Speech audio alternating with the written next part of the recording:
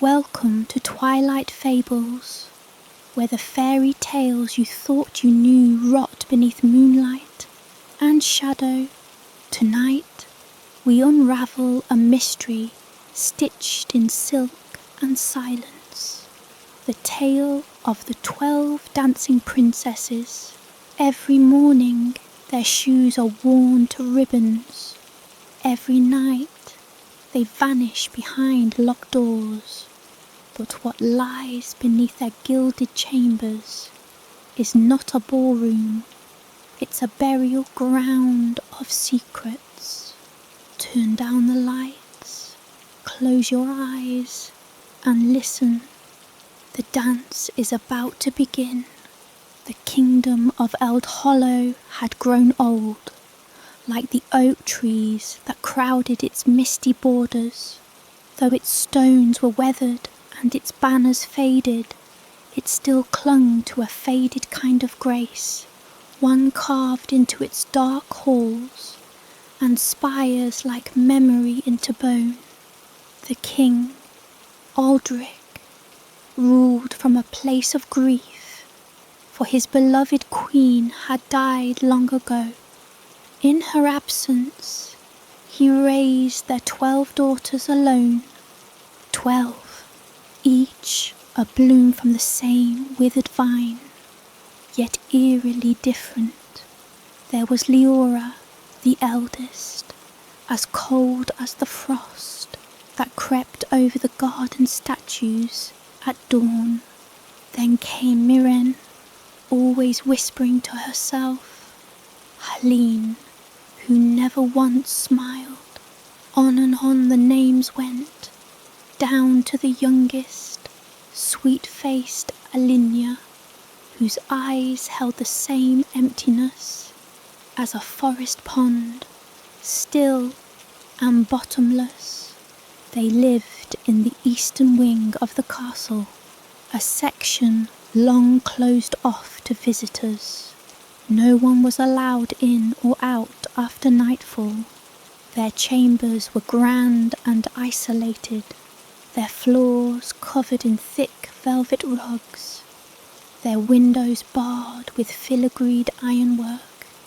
Every night the king locked the hallway himself, turning a heavy iron key that he kept on a chain around his neck.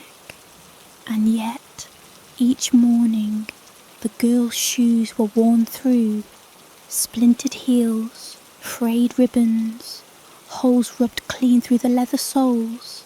12 pairs, freshly ruined. No one knew why.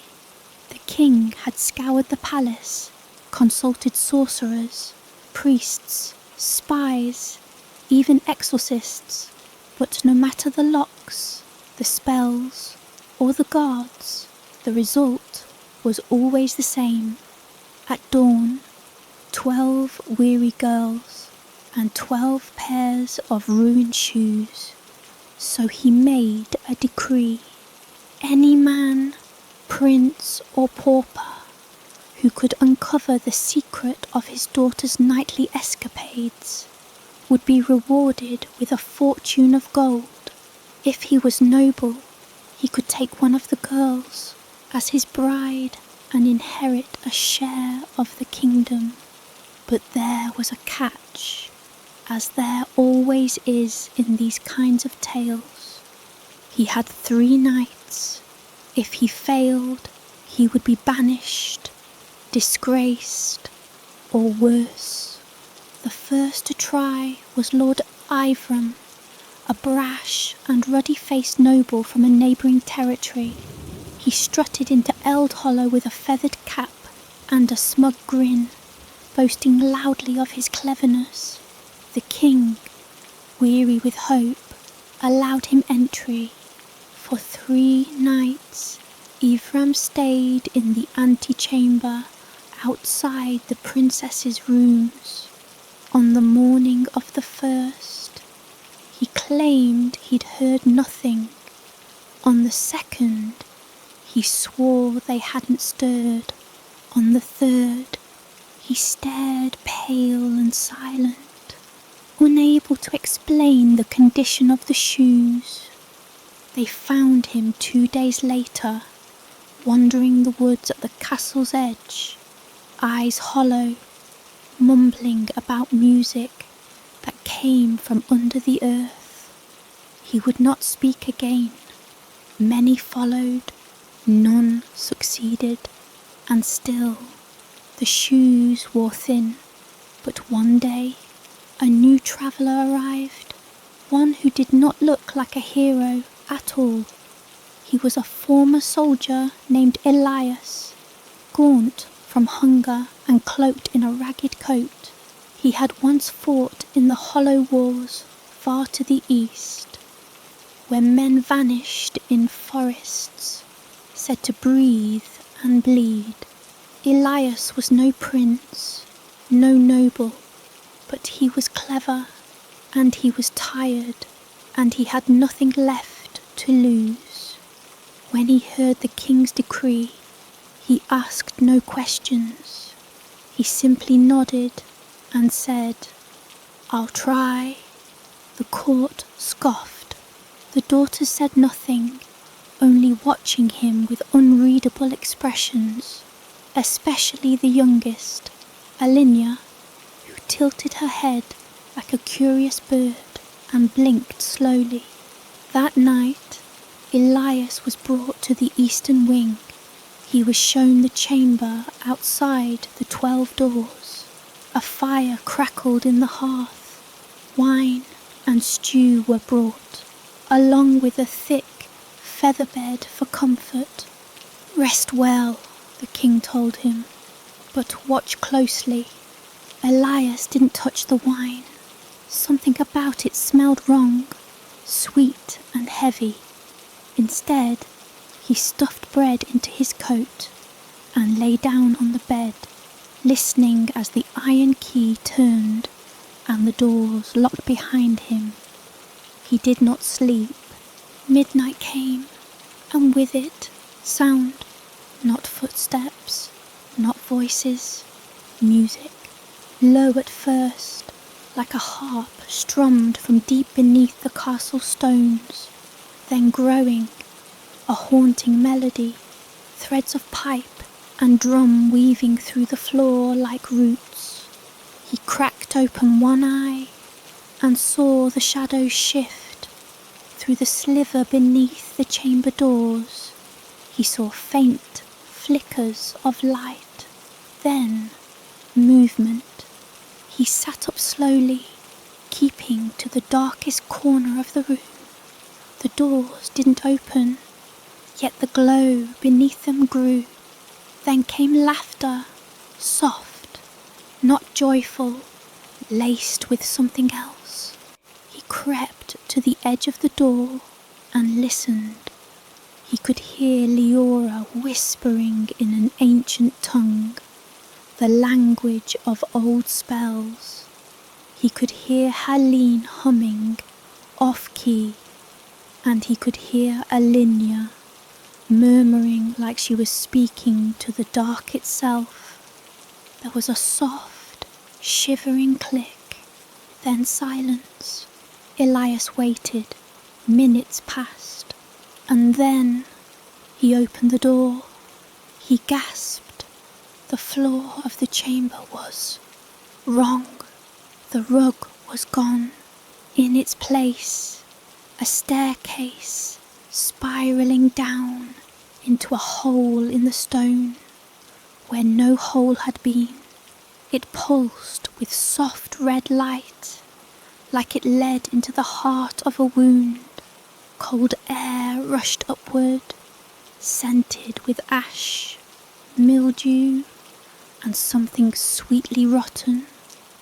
He stepped forward.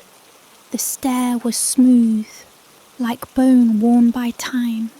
He couldn't see the bottom, only a trail of faint footprints leading downward. 12 sets, bare, damp. The princesses had gone below, and Elias, heart pounding, followed them into the dark. The stone steps spiraled downward, far longer than Elias expected. With every step, the air grew colder, denser, like the walls exhaled frost. He counted each pace in his head, tried to keep track, but somewhere past the 100th step, numbers stopped making sense. The stair twisted in impossible ways, angles that defied the structure of any castle. His torch flickered, though he hadn't brought one. That was when he noticed the walls weren't made of stone at all. They were flesh-like, veined, not pulsing, not alive, not quite, but too textured, too organic. He recoiled from the walls and pressed on, unwilling to stop. Somewhere ahead, the music drifted, clearer now. Fiddle and pipe, distant drum beats, and voices that did not sound human. Finally, the stair ended. Elias stepped out into a clearing. Not within the castle, not underground, not anywhere he could explain. The air buzzed with the hum of unseen insects. A moon hung above, impossibly large, too red to be real. Around him, a forest spread in every direction. Black trees that had no leaves, only writhing vines that moved even when no wind stirred. And there were the footprints, 12 sets, leading into the wood. He followed. The path was carpeted in ash. The trees bent inward, forming an archway overhead like ribs of a long dead beast. The music swelled, closer now. He passed a pool of dark water where no stars reflected, then bones. Animal, he hoped, piled in strange arrangements, like crude offerings or runes. Then he saw her, Alinia, the youngest princess, standing beside one of the black trees, her bare feet sinking slightly into the ash. Her eyes reflected the blood moon overhead, and she held in her hand a mask, pale, featureless, save for a twisted smile, carved where a mouth should be. She didn't seem surprised to see him. "You're clever," she said, her voice small but not childlike. The others drank the wine. Elias didn't answer. Alinia tilted her head. "Why follow us?" "Because I want to know the truth," he said. "Why the shoes are ruined. Why no one returns the same." She smiled and slipped on the mask. The transformation was immediate. Her limbs elongated, her skin dulled like wax. Her dress melted into the air, replaced with a gown of thorns and moth wings. She turned without another word and walked into the forest. He followed. The path widened into a courtyard. At the centre stood the other 11 sisters, now dressed in similar twisted gowns, some of bone and moss, others of feathers, branches, or mould-spun silk. Their eyes were wrong, empty of humanity. They danced slowly in a circle around a cracked stone fountain filled with blood-red water. Figures watched from the trees, tall, faceless things with antlers and teeth like candle wax. They did not move. They did not breathe. The music came from them. Each held a strange instrument. Violins strung with hair, horns carved from hollow skulls, flutes made from finger bones. Elias stepped into the circle's edge. None of the princesses acknowledged him. They danced in perfect rhythm, not joyful, but bound. Their feet moved mechanically, scraping against the stone, leaving streaks of blood. It took him a moment to realise it was their own. Their souls had split open. Still, they danced. Still, they bled. He was about to call out when the music stopped. All 12 girls turned to him in unison, and the forest fell dead silent.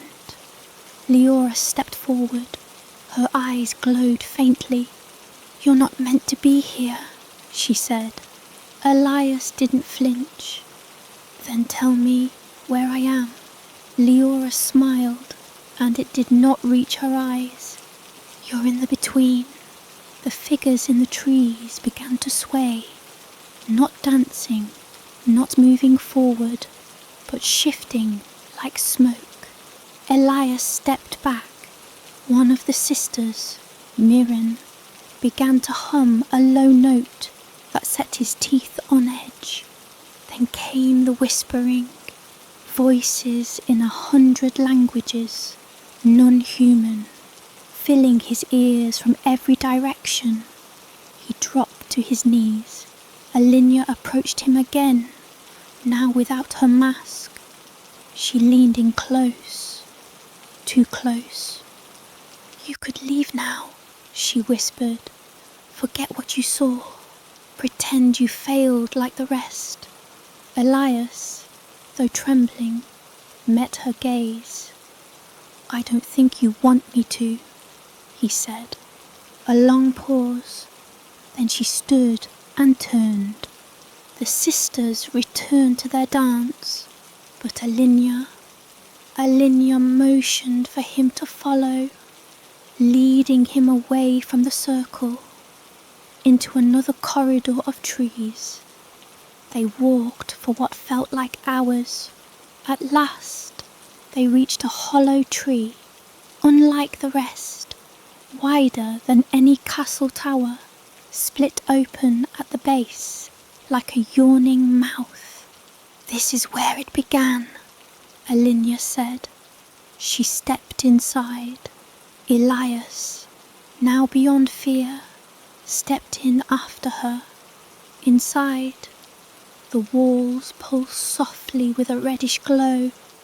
In the centre lay a small cradle, made of bones and roots, and within it a lump of cloth. He leaned in. A face stared back. A doll. No, a corpse. Small, preserved. A baby, wrapped in funeral linen, its mouth stitched shut, its eyes replaced with buttons. "This was our brother," Alinia said quietly.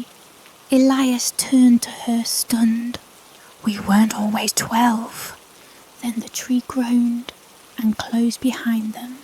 The tree's interior pulsed with slow, measured breaths, as if the wood itself inhaled sorrow. Elias reached toward the cradle again, his fingers hovering just above the bundled corpse. The stitched mouth, the button eyes, the pale, waxen skin. "A brother?" he echoed, the word catching in his throat. "You never told the king." Alinia's eyes didn't leave the cradle. "He wouldn't listen." "Why not?" She hesitated. "Because," she said slowly, "our brother was never born. Quite right." Lightning cracked outside, though there was no sky. The sound came from the wood itself, like the bark splintering somewhere in the distance. Alinia turned toward Elias. Her face now bore deep shadows under her eyes. She looked older, not in years, but in wear, as if the weight of many truths had finally begun to break through her childlike stillness. "They say he was born dead," she said. "Still and blue, the cord wrapped round his throat. But I remember. She trailed off. Elias didn't press her. We weren't supposed to look, she whispered. But I saw, I heard. The midwife screamed, but not because he didn't cry. She screamed because he did. Elias stepped closer, careful not to disturb the cradle. What happened to him? Alinia gestured toward the button-eyed corpse. They buried him beneath this tree, long before we found the staircase. The tree, this place, it's part of him? It is him, she said. A moment passed, heavy as stone. Then the cradle moved, not a twitch, a slow, deliberate shift. The wrapped figure inside arched slightly, as if exhaling after centuries. Elias backed away. Alinia did not. He's not dead, Elias whispered. No, she said, but he isn't alive either. Then the lullaby began, soft, melodic, impossibly distant, as though sung through the belly of the tree. A woman's voice, cracked and dry, like wind through bone. The cradle shook harder. Elias stumbled backward, bumping into the tree wall. It shuddered against his back, warm with breath. Alinia didn't flinch. He calls us, she said, almost tenderly. Night after night, we cannot resist. Elias swallowed hard. And the dancing, an offering, she said, a ritual. He feeds on it, the pain, the wear of our souls, the ruin of our shoes, the blood. It keeps him still. She stepped beside Elias now, close enough he could see how her pupils no longer reflected his torchlight. When we don't go, she whispered, he sends dreams. We bleed in our sleep, our hearts slow, our skin peels. We can't not go. Elias stared at her. Why haven't you told anyone? She laughed, not cruelly, but brokenly. Would you believe 12 girls are cursed to dance for their dead brother in a forest that lives under a tree inside a castle? Elias was silent, but Alinia said, you came here and you didn't drink the wine. I followed you. You shouldn't have. The cradle stopped shaking. The lullaby faded. And then the tree opened. No groan this time. No violence. The bark simply peeled back like old skin, revealing another path, not the stone stair from before. This one was a hall of roots, stretching far into the dark, glowing faintly with phosphorescent moss. Alinia stared down the new path. He wants you now. Elias stepped back. No. But the air behind him vanished. The exit was gone. The tree had sealed shut once more. Alinia's voice grew quieter. He knows you're different. You saw us, followed us, and now you've heard the song. Elias's breath caught. I'm not part of this. No one is, she said, until they are. The moss began to pulse, a slow, beckoning rhythm. Elias clenched his fists, fighting the chill creeping up his spine. I came here to help. Then help, she said, almost pleading. End it. She handed him something wrapped in velvet. He unwrapped it slowly, a dagger. iron, cold and dark, with markings etched deep into the blade. It hummed with power, faintly resisting his grip. Alinia's eyes shimmered. This is the only thing that can sever the bond. What bond? She touched her chest. Between us and him. Elias looked down the corridor of roots. What's down there? Alinia turned her face away. His true body. Then she vanished. Not walked, not turned, just flickered, like a candle snuffed mid-flicker. Elias stood alone in the chamber, the dagger in his hand, the breathing walls around him, and the cradle began to cry. The cradle's wail was not human. It was too thin, too brittle, like porcelain splintering under pressure. Elias backed farther into the glowing hallway of roots, gripping the iron dagger with both hands. The moss that lined the corridor throbbed with a sickly green light, pulsing in time with the crying, as if the entire tree were weeping through its veins. Behind him, the cradle fell silent, and then a scraping, a low, dragging sound, like bone across bark. He didn't wait to see what moved. He ran. The corridor twisted impossibly, as if turning upon itself. There was no sense of depth, no walls or ceiling he could truly trust. The roots became ribs, the ribs became walls, and in moments he was inside something that felt alive. The deeper he went, the more the temperature dropped. The air thickened, wet, metallic.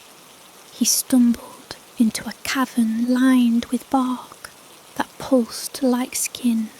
Dozens of wooden cradles lined the edges, not just one. Each cradled something slightly wrong. Doll-like figures with human skin, infant bodies with branch-like limbs, glassy eyes, mouths sewn shut. One cradle shook, then another. Elias turned in a slow circle. The mossy light dimmed, the walls constricted. Then a voice, gentle, feminine, and impossible to place. Little brother. He froze. You've come far. Elias raised the dagger. Who are you? The voice moved around him, as if it travelled through the very root walls. You know me, it whispered. You know us. A shadow flickered across the far end of the chamber, too tall to be human. It moved between the cradles with the grace of smoke, never fully visible, only glimpses, a hand, a jaw, hair made of writhing twigs.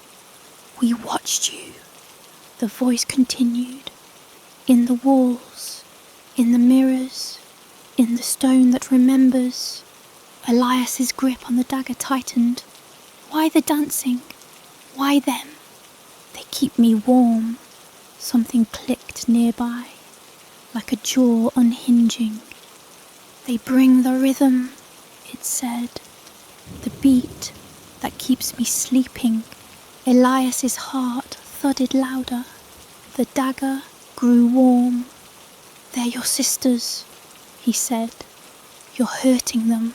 A pause. They were mine first, the voice whispered. Before they were his, before they wore crowns and danced in sunlight. You can't keep them. Another pause. I don't want to, the voice sighed, but I am hungry. One of the cradles near Elias burst open. A figure emerged, child-sized, but jointed like a spider, long fingers, pale wooden skin, the face of an infant carved in ash. It lunged. Elias slashed with the dagger. The blade hummed. The creature howled. Its body exploded into roots and twine, collapsing into dust. The entire chamber screamed. The voice grew louder. You bring iron into my blood. You gave me no choice. Another figure descended from the ceiling. A woman's face on a centipede's body. Eyes weeping sap. Mouth split too wide. Elias backed against the wall. The dagger flared. Then a light, white, pure, like the moon before memory. The monsters hissed and flared into the bark.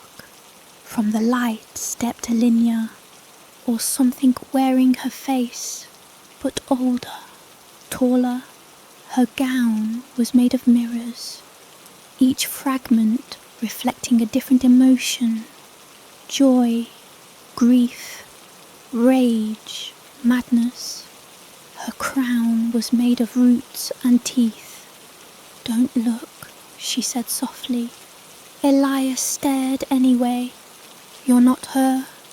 I'm what she will be, the creature said. If this continues. The light around her dimmed. The walls shook. You must go deeper, she said. You've seen the skin. Now you must see the heart. She reached out and touched his forehead, and the chamber split open. The floor collapsed. Elias fell into the core. He awoke, gasping, no longer inside the tree, no longer in the forest. He was in a room, a nursery, dust-filled, forgotten, painted in fading pastels. The cradle beside him was human-sized, and it rocked. Within it, something breathed. Elias rose slowly. The dagger was still in his hand. The wallpaper peeled. The mobile spun, though there was no breeze. A lullaby creaked from a music box that hadn't been wound in years. Footsteps. Behind him, 12 girls stood. Alinia was among them, but none of them moved. Their feet bled onto the floorboards. Their shoes were worn to threads. Their eyes were wide with terror, but their mouths were stitched shut. Elias tried to speak, but his voice was gone. Then the cradle stopped rocking, and the thing inside stood up. The cradle cracked. Wood split like skin stretched too thin, and the figure that rose was wrong. Wrong in ways that language couldn't smooth over. Its head scraped the ceiling, though its legs never left the cradle.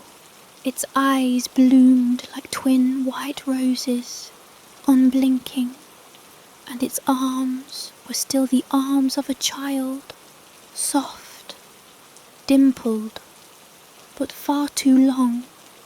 The mouth, sewn shut with red thread, strained as if it could scream.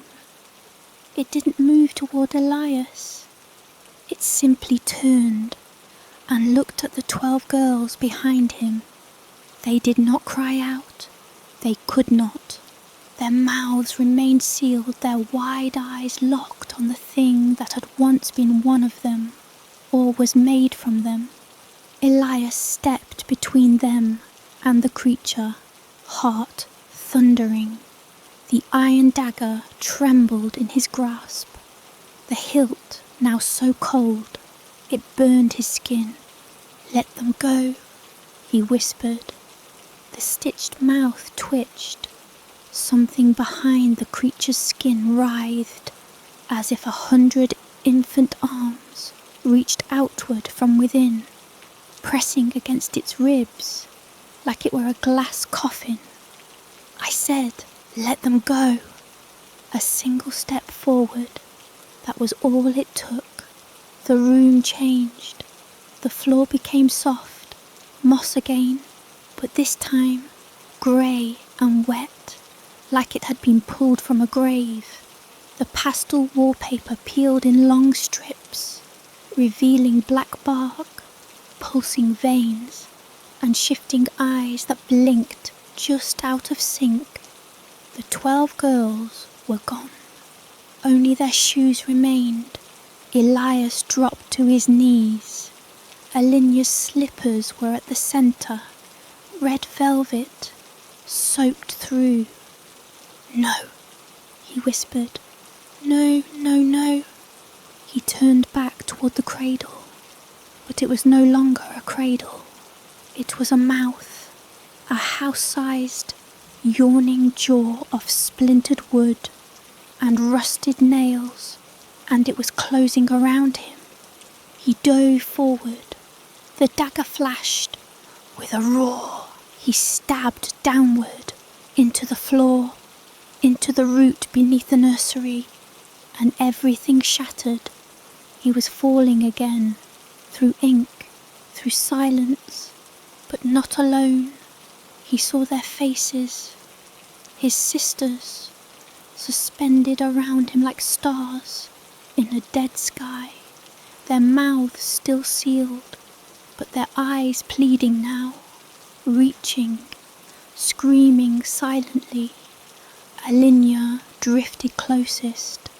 Her hand met his, cold, suddenly sound. "I can't hold them," she whispered, voice watery. "She's taking us." "Who?" Elias asked. "Tell me who." Her mouth opened, but the voice that came out wasn't hers. "She who dances in the deep," it said. "She who weaves our bones." Then she was gone again, and Elias hit the ground. The ballroom returned, but only in the shape of it. This one was older, bone-pale and cracked. The chandeliers hung from ropes of braided hair. The walls were covered in mirrors, but none showed Elias's reflection.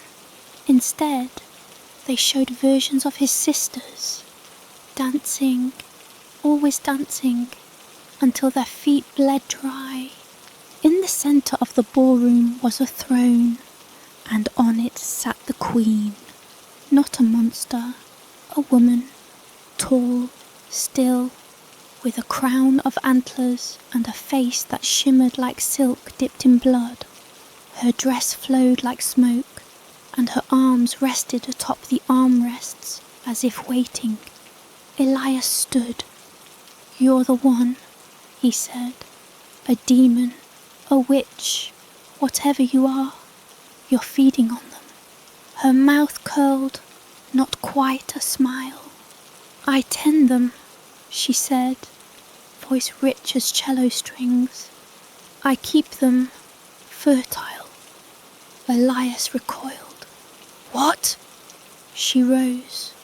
"Every night they come, every night they dance. Every drop of blood is a seed. Every seed grows a little closer to what lies beneath." The floor shifted beneath him. Roots, so many roots, twisting beneath the marble, black and knotted, soaked in something that looked far too red. "They are the orchard," she whispered. "And you, little night, are the water." She raised her hand. The mirrors shattered. Each shard became a mouth, and the mouths began to sing. The sound was unbearable, a lullaby in 100 pitches, each voice discordant. Elias fell to his knees, clutching his head. His ears bled. The iron dagger pulsed at his belt. "Use me," it seemed to whisper. "Use me."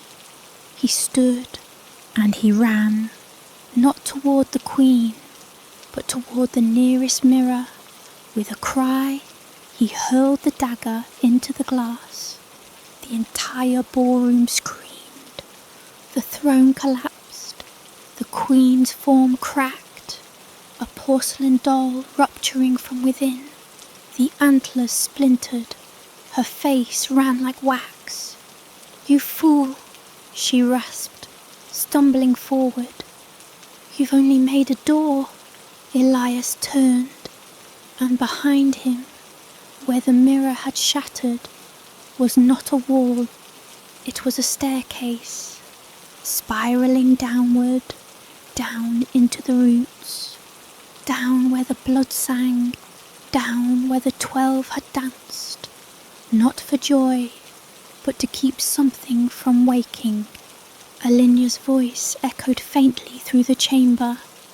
"She wakes when the music stops." The stairwell pulsed. With every step downward, Elias felt the air grow heavier, not just thicker with dust and damp, but alive, like he was walking down the throat of some immense and dreaming thing. The roots crept along the stone walls now, not as wood, but as veins, black and slick, twitching with sluggish life. There was no sound except for the echo of his own breath. And yet there it was, the faintest chime, a music box, playing a lullaby too slow, too broken, like a dying child humming through cracked teeth. He descended. There were no torches, no candles. The light came from the roots themselves, glowing faintly where they twisted into the stone. Faces sometimes appeared in them, pale, eyeless, open-mouthed, before slipping back into the bark with wet, sucking sounds. Elias didn't stop. His sisters were down here, somewhere. The air pressed harder the deeper he went. His feet bled now. He hadn't noticed when the stones became sharp or when the floor turned from stone to bone, but he pressed on until the stairs ended and the world opened, a cavern so vast it could have held a cathedral. The ceiling disappeared into shadow. The walls were carved with symbols, old symbols, drawn in blood and deeper things. At the centre was a lake, black, still, and upon its surface floated 12 white lilies, except they were not lilies, they were his sisters, sleeping, perfect, their dresses pristine, hair fanned across the water, suspended, as if no time passed, as if no breath stirred their lungs. Elias staggered to the shore. "Alinia," he called. No answer. He stepped into the water. It was warm, slick, too thick to be only water.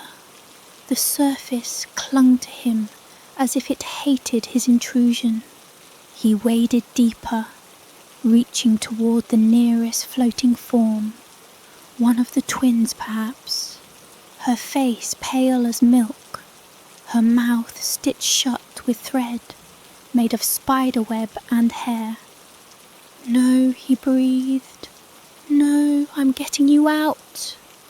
As his fingers brushed her arm, she sank like a stone. He screamed and dove, but she was gone. The water was no longer still. It boiled. From the depths, something began to rise. First came the hair, long, black, endless. Then the eyes, dozens of them, too wide, blinking in a rhythmic patterns. Then the body, or the suggestion of one, a shape too big to be one thing, too many limbs, and not enough bones, as if something had been assembled from a dream that hated symmetry. It rose until it filled the cavern. The lullaby grew louder, but now Elias knew it didn't come from a music box. It came from her, from the goddess beneath the lake. She came a voice, his sister's voice, from the depths. She was here before breath. She was sealed with dance and sacrifice, but the music stopped Elias. From the base of the walls, figures emerged, 12 of them, girls in white, their mouths no longer sealed, their feet bare. They danced, not gracefully, but compulsively, violently. Their toes snapped, their ankles twisted at impossible angles. Every step released a note, a drum beat, a crack of some ancient rhythm. They were keeping her asleep, and Elias had broken the seal. "No," he whispered, backing away. "I didn't mean..." A voice boomed from the goddess. "You sought the truth," she crooned, her voice deeper than thunder. "And the truth is, I am mercy." Elias looked down. The lake was gone. He stood at the centre of a giant eye. Its pupil dilated beneath him. He fell. The fall didn't end in blackness this time. It ended in memory. The old nursery, before the cracks, before the music. He stood in the doorway. His 12 sisters sat in a circle on the floor, holding hands. A tiny music box played a lullaby. Alinia turned to him and smiled. "Don't tell father," she whispered. "What is this?" She looked at him sadly. "You forgot," she said. "You always forget this part." He tried to step closer, but his feet sank into blood. It rose past his ankles, then to his knees. Alinia stood. She walked across the surface as if it were air. "You must choose," she said. "Wake and leave us here, or stay and dance. But if you stay..." Her eyes darkened. "You'll never leave," he screamed, and woke, but not truly. He was in the throne room again. The queen, the thing that had worn her shape, stood beside him. Only now, her face was Elias's. "You'll dance," she said. He tried to run, but his legs, they danced. Elias could not stop dancing. His legs moved as if possessed, not in rhythm, not with grace, but with violent, jarring jerks that bent his knees and snapped his muscles. Every step sent a jolt up his spine. The sound of bone grating on bone joined the echo of the dreadful lullaby that filled the throne room, now distorted beyond recognition. The 12 thrones were no longer empty. Each held a girl, each one with Elias's face. They stared down at him, eyes weeping tar, mouths sewn shut in threads of gold and glass. And yet he heard them speak, not with words, but with pressure, a voice in his bones. "You must keep the rhythm. You broke the seal. You let her wake." Elias fell to his knees, gasping, but even as he knelt, his limbs danced. Hands flexed, feet twisted, shoulders rolled in erratic pulses. It was not his movement. He was a marionette, entangled in strings he couldn't see. "I didn't mean to," he said hoarsely. The room laughed, not the girls, the walls. They pulsed, swelling like lungs. Blood trickled from the stone, coalescing at the edges of the room. It pooled in impossible defiance of gravity, forming into shapes, dancers, faceless and tall, their limbs too long, fingers ending in points that clicked like beetle shells. They surrounded him, and in their midst stood her, the queen, or the thing that had used the queen's flesh like a mask. But now she wore no disguise. Her hair was a curtain of black fire. Her eyes were voids ringed in gold. Her mouth, when it opened, revealed a second face inside, smaller, shriveled, screaming silently. "You remember nothing, Elias," she said, her voice 100 overlapping whispers. "That was the cost. They remembered. They danced. You ran. I was a child. You were a witness. That was enough." He backed away, slipping in the blood. The dancers reached toward him. One touched his shoulder. Memory ignited. He was 5. He had followed his sisters into the forest, hiding behind trees. They danced there in a ring of mushrooms. The oldest, Alinia, held a music box, but it wasn't music. It was a voice. Something beneath the earth had whispered from its gears. The girls had held hands. They had called her name, not the queen's name. No, the name older than the forest, older than the bloodline. A name that shook the dirt and made the trees weep. He'd heard it and run. He remembered all of it.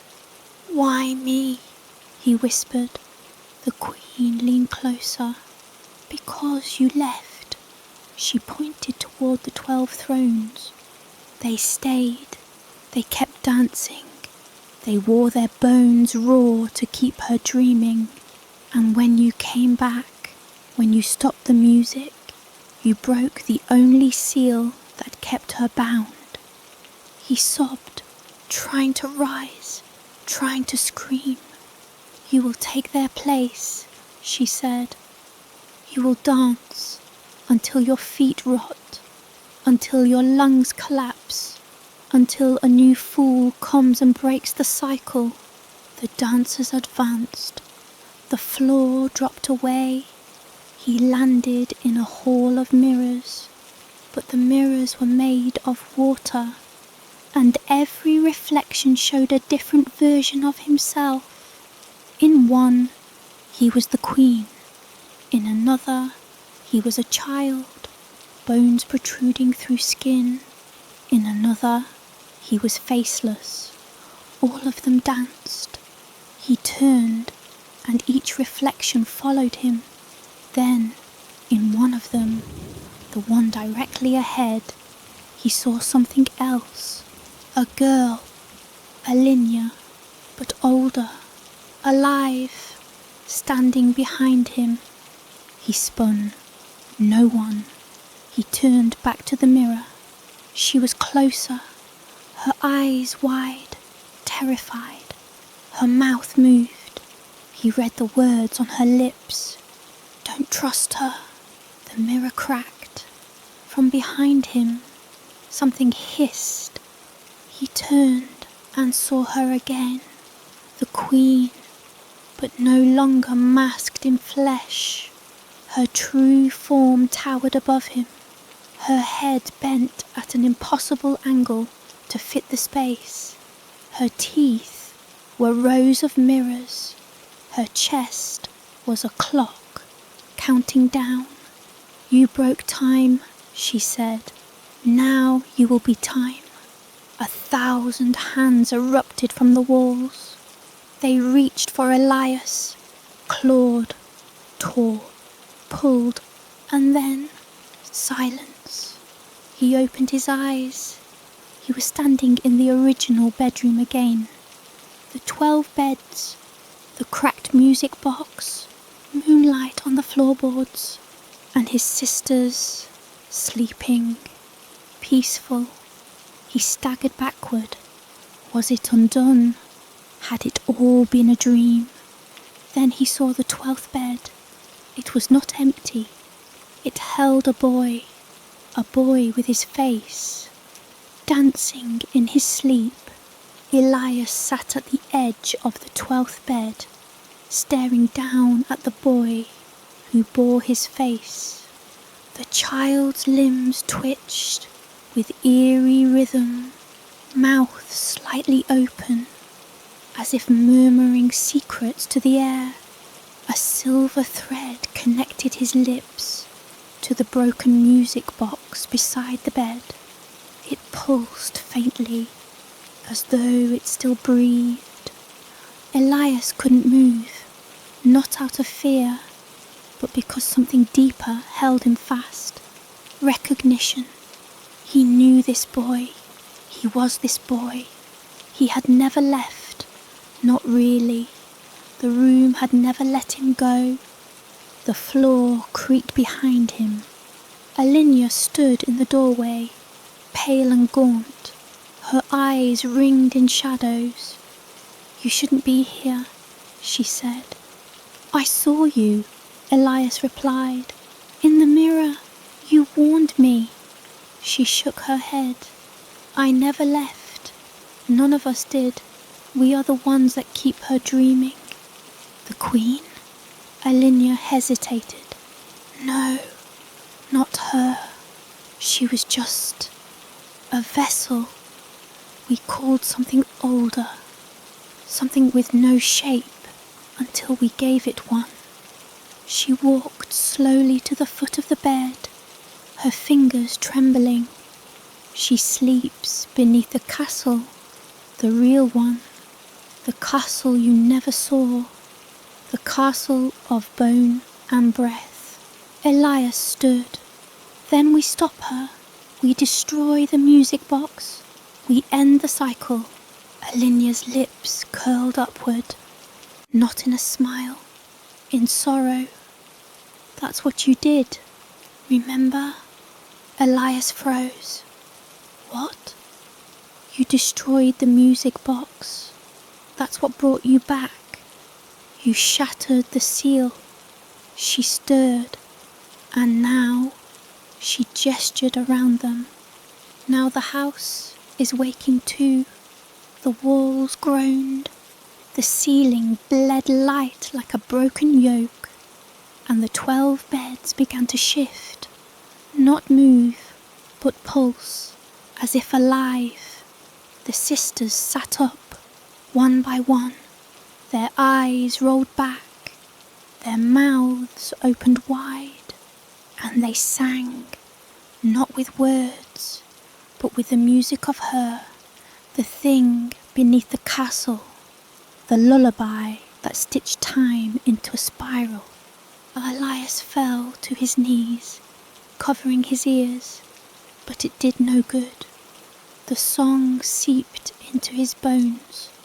Alinia whispered in his ear, "There's only one way now." He looked at her, desperate. "What is it?" "To dance." They stood and began to move, but not in joy, not in grace, in ritual. Each step carved into the floor, each spin a binding rune, each stomp a ward against the thing below. The air thickened, the room shimmered, and then the walls melted away. They stood again in the throne room. The thrones were empty now. The Queen was gone, but the mirror behind the thrones had grown. It stretched from floor to ceiling, a vast, glistening eye. Alinia took Elias's hand. If we finish the dance, we seal her again. We'll sleep, but she will too. And if we don't, Alinia didn't answer. Instead, she stepped forward and began the final pattern. The sisters joined. Their broken bodies moved in perfect symmetry. The floor split, revealing the writhing mass beneath. A void of limbs and teeth. A heart that pulsed with songs never sung by anything human.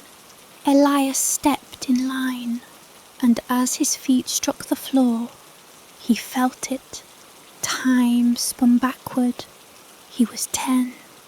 He was 5. He was unborn. He was dust. But his body moved forward. His hands joined his sisters. Their voices rose together. A final chorus. The mirror cracked. A scream thundered from the pit, and all went white. Elias awoke in darkness. He was alone. No sisters, no thrones, no mirror, only the silence of a sealed world. He stood, aching, and reached for the music box in his pocket. It was whole again, unbroken, but silent.